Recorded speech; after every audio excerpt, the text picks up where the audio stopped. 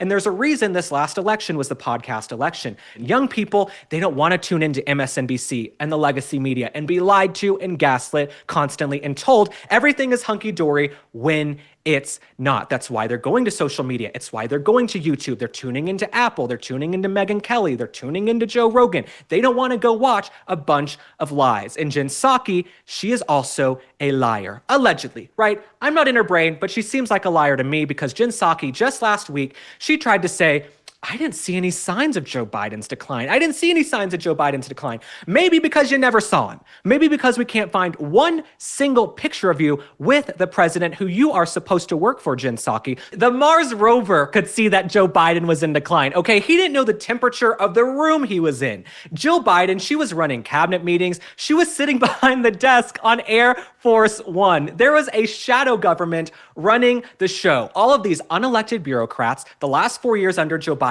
they were pulling the puppet strings and making decisions that made our lives exponentially worse. So Jen Psaki, you're also full of shit, and I'm happy to see that my ratings are gonna do better than yours.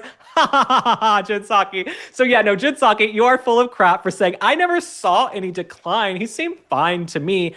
There were conversations in 2019 in the presidential primary about how Joe Biden was not doing well. Allegedly, some of his own family members were trying to tell him, you should not run. Okay, you probably shouldn't run because you're really in decline and you're not doing well and you're showing signs of dementia, right? We had Joe Biden shouting out people in the crowd who were dead, who weren't even there. Joe Biden's like, hey, is Sally Sue in the crowd? They're like, no, she's 6 feet under. So that would tell you the guy probably is in some type of cognitive decline. And if Jen Psaki is not astute enough to see that, she probably shouldn't have her own TV show and she should have never been press secretary in the first place.